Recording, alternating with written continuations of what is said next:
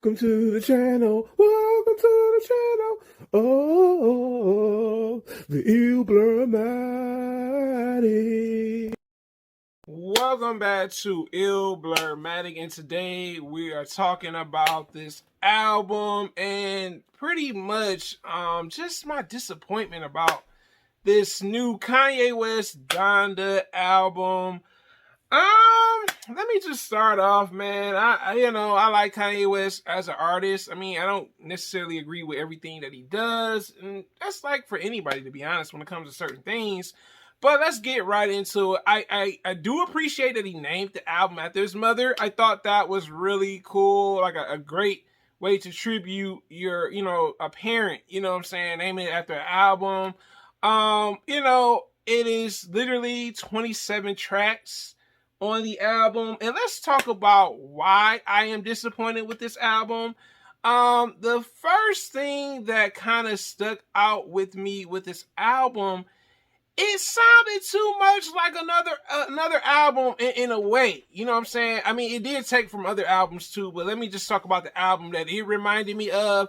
It reminded me of The Life of Pablo. Honestly, I definitely could say that. Like, when I saw the album, like, yo, this got Life of Pablo vibes. It's like a compilation album. It felt like I was listening to like Kanye's compilation of like his different eras, like 808 Heartbreaks, you know what I'm saying? My Dark Twisted Fantasy.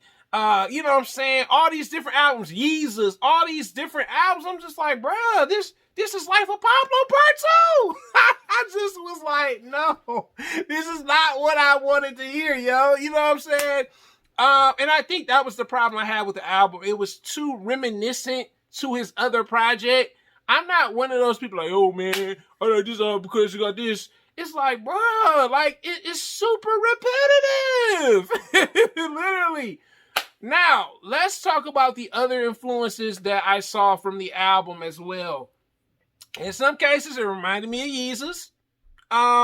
Some points it reminded me of 808 Heartbreak because he does some singing on the album. And also with the album, it reminded me of My Dark Twisted Fantasy to some extent. And I just was like, okay, I get it. Certain albums you kind of maybe want to take your influence from and maybe put it into an album. But it just, I don't know, it just wasn't well executed to me. You know what I'm saying? So I think that was the thing that I kind of struggled with, like listening to the album, like, excuse me, I'm like, this is definitely, a tough listen. I gotta say, you know what I'm saying? And that was the problem that I had with the album. It was like, yo, this is a tough listen. The other problem I had with this album, y'all, let me just say this, man. It seemed like the features really, like, and I'm not saying like the tracks that had features on it, they really outshined Ye or Kanye, whichever one you want to call them. And I just was like, yo, this is bad. You know what I'm saying? Like, I get it. Some artists just know how to deliver on a feature, but when the features are kind of like saving your album, I'm kind of like, yo, yeah, we needed more of you on the features. You know what I'm saying? Like, it's your album. It's not their album. And I think that was the other thing that I saw was like, okay, it's your album. Nothing wrong with having features. I'm not against artists that do features on their albums. But if you're gonna have a feature in your album, at least kind of have some more stuff going on with it. And the other thing that I saw with the album that I had a huge problem with was the lyricism. Oh my God. Who is writing Ye's album now? Can y'all please tell me? Please tell me who's writing Ye's albums now. I mean, I know that Sahai the Prince used to write the albums, which I had nothing against. But who's in the studio with him writing these albums now? Like, it lacked lyricism, you know what I'm saying? It lacked what I look for in College Dropout, My Late Registration, you know what I'm saying? Graduation, you know what I'm saying? It was kind of like, something's missing. Something's missing. It's lack of lyricism. But I can definitely say the production was on the odd side, okay? I'm not going to sit here and be like, yo, it was doing the great side of things. It was futuristic. I'll give Ye that for trying to have like a futuristic sound with the album. Did have like a futuristic appeal to it. That was cool. With a clash of gospel, a clash of rock music. I think it was kind of hard to like musically say like what is this? Is this a gospel slash rock album with 808s? It was kind of hard to put it in a genre category. You get what I'm saying? So that I think that was kind of a tough thing for me. It's like, okay, yeah, you did your thing with production. The production, it definitely kind of worked, but the lyricism just it just didn't work. I think personally with the project, and this is like what I really think about it, Kanye pretty much had like this thing where, now I will say this, some of the tracks by himself was better.